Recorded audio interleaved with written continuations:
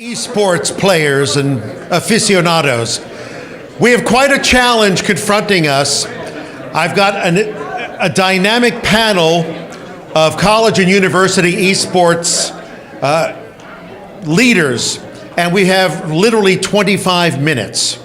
So we've got to get things cooking. The title of this panel is Beyond the Media Hype. So let's take a quick think about what is the media hype. The media hype is that, wow, esports is exploding, it's going all over the place, colleges and universities are now tapping into it. I would like the panel to really say what's going on. That doesn't mean negative, that means what are the challenges that you're confronting? What is the journey that has led you here? What are the colleges and universities that don't have esports programs? What exactly are they asking of you? How distinguished a panel do we have? We've got Kurt Melker over here. Kurt is the godfather of collegiate university scholarship programs. Let's face it. I mean, let's rub it in. Neil here is with Collegiate Star League, which is probably, I think, the largest competitive league for colleges and universities that we have in the US. Michael Brooks is heading up NACE, the National Association of Collegiate Esports, which is bringing order out of chaos. And of course, Mark Deppy, who's one of our hosts here at UCI, has done amazing things with the UCI program. And as a university administrator for 40 years, I love the fact that he makes money. He makes money. God bless him. So gentlemen, beyond the media hype, what's the reality of collegiate esports? What are the challenges? Who wants to get the show started? Kurt, you want to get the show started? That's fantastic. Hi. Well, I think probably what makes the most sense is Don is right. I started the first varsity program in 2014, and it was a media hype. But to be honest, that was never the motivation, and I was shocked, and our school was shocked that it became such a large story.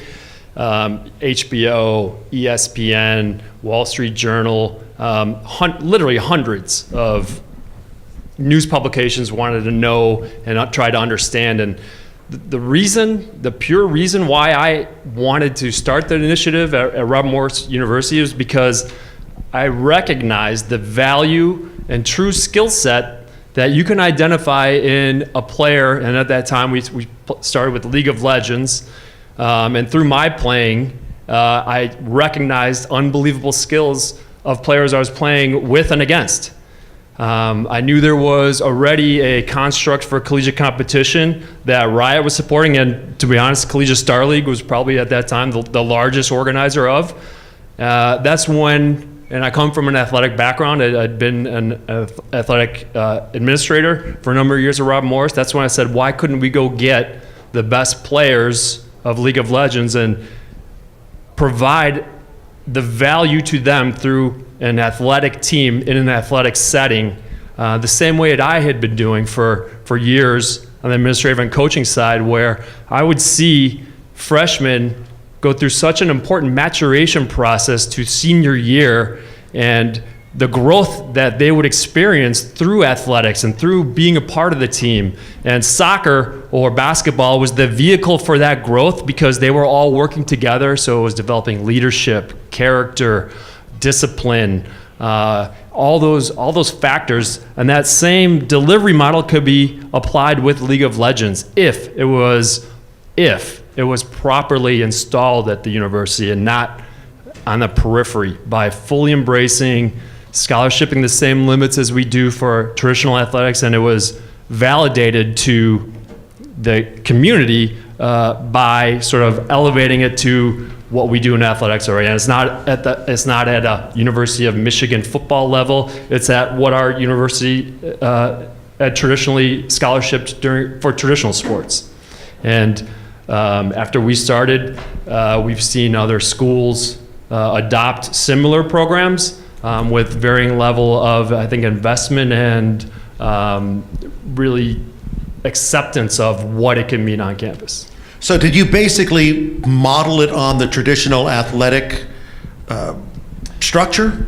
In some ways, because what I also did was I looked into the community and what was happening, because there, it wasn't a first situation on my campus. So we didn't have a gaming club, but like Kevin Huang at University of Washington, there's 600 students at his club, Billy Sprout's university club, where he was heavily involved with. There were these massive communities, and it wasn't just the 5 players or 6 players for Overwatch that were sort of elevated, and that was it. It was a community, and that if you lose that community sense, I think that it fractures what I think esports uniquely is positioned to deliver to a university and a university culture. So I had pushback on that because Robert Morris, because I'd been there so long, they trusted me. They were like, well, why are we building 30 systems when it only takes 5 players? And I said, no, we need to build a community. That's going to be the value add. So some ways, I think the traditional models of practice every day, coaching, and discipline and really working together was established, but also that community aspect to what these guys have and girls have modeled, I just adopted. Okay, Mark, what about you? Because you've created the program here at UCI, and you did it like a salmon swimming upstream. We're good swimmers here. I guess one overarching theme I want people to understand is college esports is so new. You have 4 experts up here, and we've all been around it from our various perspectives, and we'll disagree on probably a lot of things. So I guess I want everyone to understand it's brand new. Our program, our doors opened a year and a half ago, and somehow we're like veterans in the space after 18 months. So as we talk about media hype and just kind of cutting through what's out there and perceptions, I guess I want to encourage people or equip people with a set of critical thinking skills so that we're able to kind of separate what's actually happening, what the real opportunities are, away from this golden goose that we're chasing, that we all think it's going to make us all rich and famous and successful. Because my fear is that if we think that college esports, the opportunity or the value is higher than it is, schools are going to jump into it, and there's going to be a bubble and it's going to burst. And I'm just worried that schools are thinking it's going to be this great, powerful experience. We're going to hire a coach. We're going to win a national championship next year. And I just want to say it's really hard, and it takes time and effort and energy. And it's been super fun, and it's worth the journey. But I just want people to look at, there's just so much stuff out there in the world about esports, and they just got to think deeply about what is actually happening and what the opportunities are. So did your university set any sort of expectations, like you better bring home a championship in 2 years or you're out of here? Yes. No, they did not. They did not. Woo! Delete that from the record.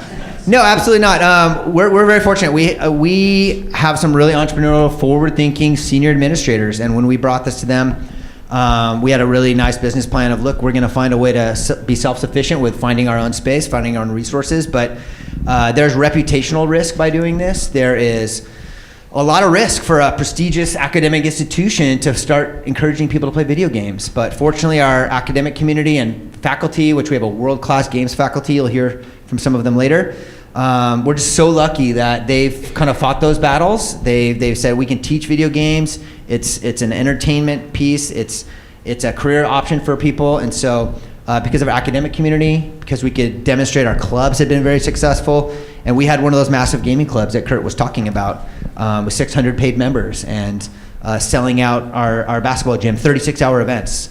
So we had a lot of that stuff going for us, and when we presented our kind of vision, they said, go for it, good luck. Neil, Collegiate Star League, how many universities have been participating in the past? So we just completed on Sunday our 9th year, which is a long, long time in this world.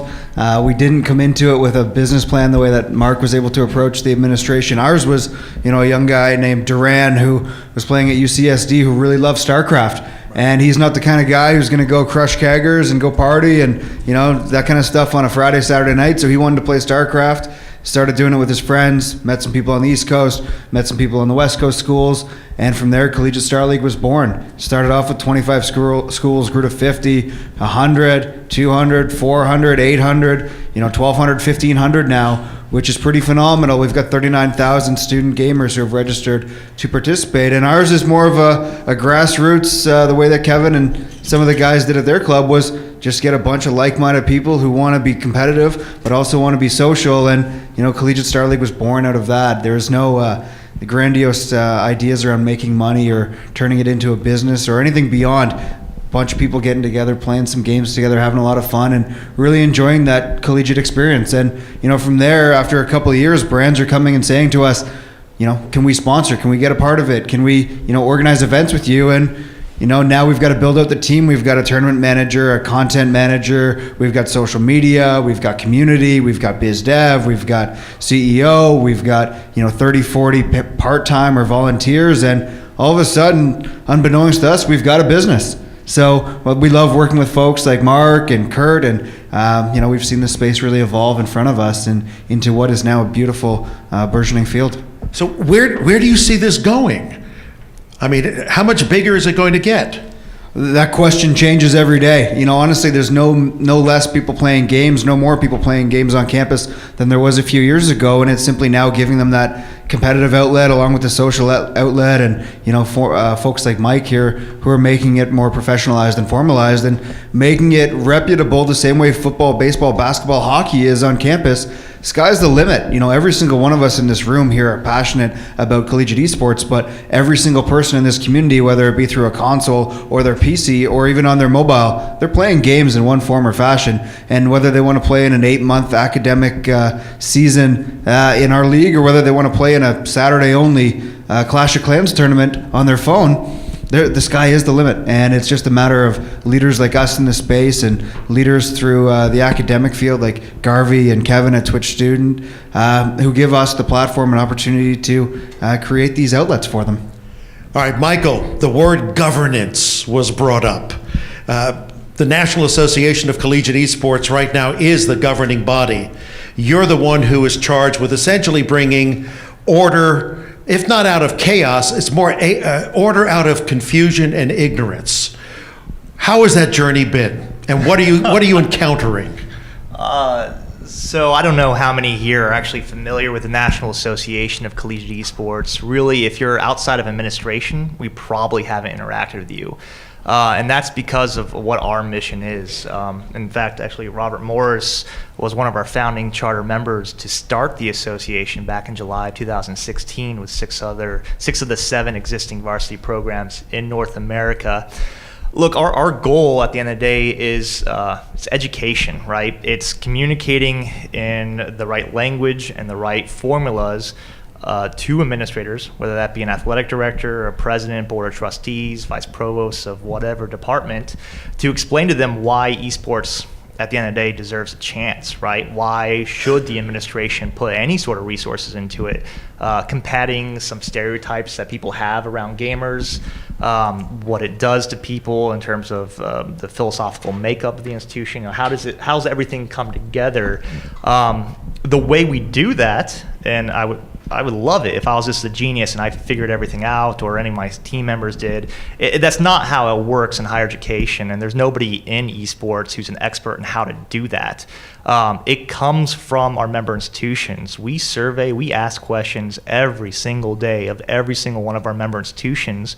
What we do is we take those answers and we aggregate that information based upon the size of the institution, based upon the makeup, whether it's a STEM-related institution, whether it's a classical liberal arts and sciences, enrollment 40,000 and above, or enrollments at $2,500 and less, right? We're trying to develop blueprints of how esports has been done at the varsity level and how it might work on your institution. So, at the end of the day, we need champions, right? We look at the thought leaders, the trailblazers in the space, and we record intentionally what they do, the results of those actions, and we share that with other schools. I mean, at the end of the day, I wish we actually spend more time and more resources than we do right now in terms of what should this look like when it's a mature market.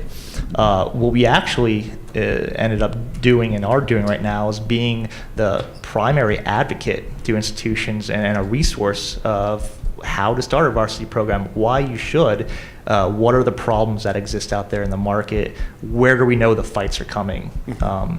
Well, that's a good question, because you all have the scars, but also the successes. I've been an academic for 40 years. At the universities that I'm associated with, Carnegie Mellon University seems to have no interest in having varsity esports, but a club, they're happy to do a club, even though they don't give them any money. Arizona State, where I'm now a visiting professor, won Heroes of the Storm a couple of years ago, right? Apparently no interest, or very slow interest, in actually making it a varsity sport.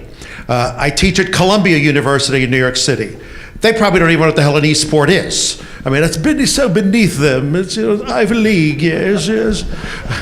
I mean, put yourself in the mind of the administrators. Why are they being such a pain in the ass?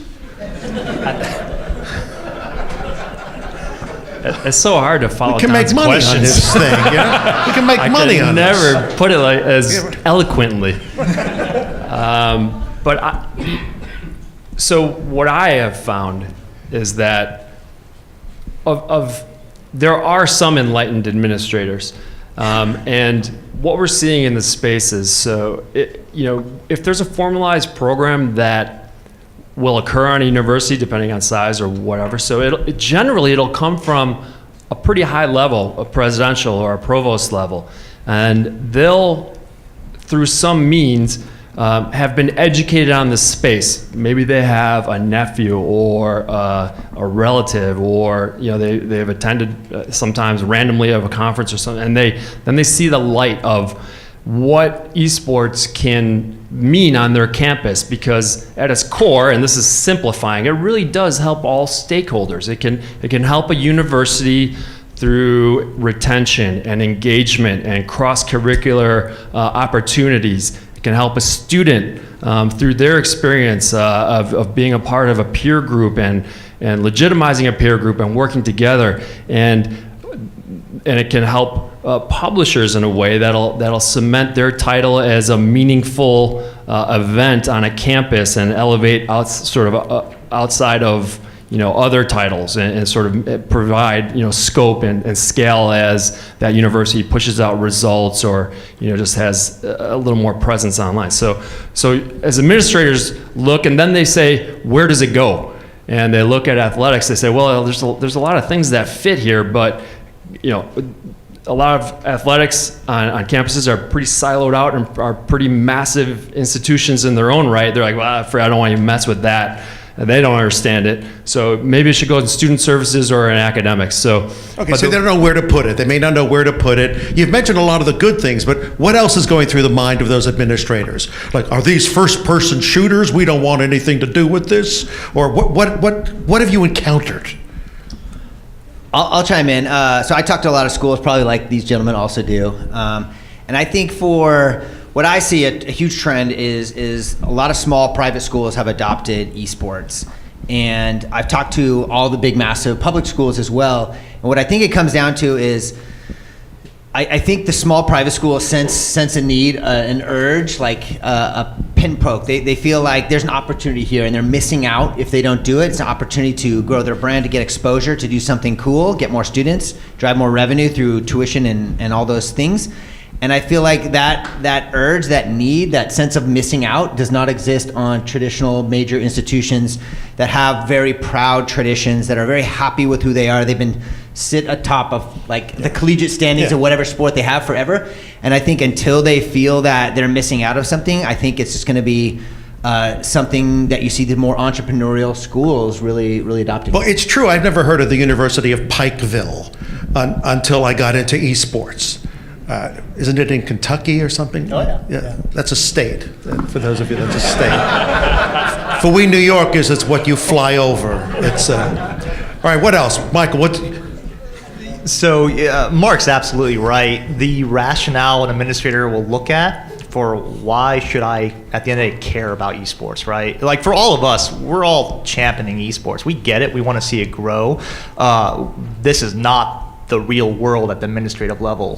What they care about is fundamentally different than what we are. Now, esports might be a component to serve the institution's greater mission, to hit the Q's and I's of what that institution wants to do strategically. And it's on us to try to explain to them how esports is a vehicle to achieve different goals for that institution. And I'll say this, like politics plays a big part of it. I don't mean politics like Democrat, Republican. I'm talking about, who's going to carry the water at the end of the day. Kurt over at Robert Morris, look, I know a lot's been said about Kurt, all great, but he put his name out there. You will be struggling to find administrators who are willing to do that, to put their name behind a program where he or she knows there's people on campus who probably hate the idea. And Mark, certainly you at UCI as well. You can show as much data as you want. And the funny thing is, if a person has a preconception of what they think the reality is, they'll find whatever data they want to show why this institution shouldn't invest itself into esports, why it should stay at the club level. It doesn't have a place amongst the program's official teams or any group that represents the institution officially. It really depends. The majority of schools at the varsity level, I would call, are probably small private institutions. They use it primarily as an enrollment driver, right? What is our program we use on campus to recruit students to make sure they're anchored on campus, and obviously we want them to graduate in 4 years. And it's a branding tool as well, right? The Robert Morris's, the Columbia Colleges out of Columbia, Missouri, the University of Pikeville's, right? Those are schools who have athletic programs who weren't on the big time stage, right? Outside of their geographic areas, you probably wouldn't know where that institution is, who that institution represents. That branding has already been set in athletics. But in esports, well, wait a second, it's untainted ground right now. You have an opportunity as an institution to go out there and make yourself a global brand, just because there's nobody else out there, and if you do it well, you'll get recognized. So Neil, you've got all these you have these competitions, you got 1,500 schools participating. Are you finding the competitions are positive experiences for them? In a competition, somebody loses, but that doesn't seem to be any sort of aversive desire. I mean, it's like, let's get involved. People just want an outlet to be competitive. We just had our finals, and there was countless times where people come up and say to us, I met some of my best friends through CSL, and they'd never had experienced that. The amount of people on my staff who, when we talk about how we got into esports, and they talk, they were always outcast, or they were bullied because they were playing Smash all the time, and then they only found their calling in life by finding other Smashers or League of Legends folks or Dota. And win or lose, people just want to be accepted. They want to find their tribe. They want to find their people, and collegiate esports really gives that. I think when we talk about CSL, the beautiful thing that we have that I guess the other folks here don't get is they've got to mix up with this politics, whereas we kind of step back and let them drive the ship, and we just worry about giving the best student experience possible. So whether that be at the varsity level, at the club level, at the individual level, we're all about finding people on campus who want to play games, and we give them the competition and the platform to do that. So although we might not be communicating with conferences and administrators, we focus on what we do, and at the end of the day, it's all about the students. And to reference Field of Dreams, if you build it, they will come, and that's what we've done when it comes to CSL, and that's why you see so many students gravitating towards our platform as we scale up and level up. And in turn, we hope that we've got 12 games on 5 platforms now. There's no reason we can't have 20 or 30 games in 2, 3, 4, 5 years and work hand in hand with, the superstars and the leaders that are right beside me. You know what I'm the old guy here, right? I mean, I'm like Gandalf. And when I was your age, I needed a tribe. I was looking for a tribe. And the tribe for me was theater. All right, well, we're talking the late 60s and all that. I mean, it was also dope, but it was, the tribe for me was the theater. And I went there and I found, my kindred spirits. And now involved in esports, it's like I've got I'm looking out upon another ocean of outcasts looking to find a home. This is sort of like, esports harmony. Well, look, this is it, 25 minutes? Can you believe we only have 25 minutes with these guys? This is insane. But many of you are coming back for other panels, and they're going to be around. I would say inundate them, swamp them, deluge them with questions in the time that we got left on your way to your next mission. Thank you, Gandalf. Okay, very good. Let's give them a round of applause.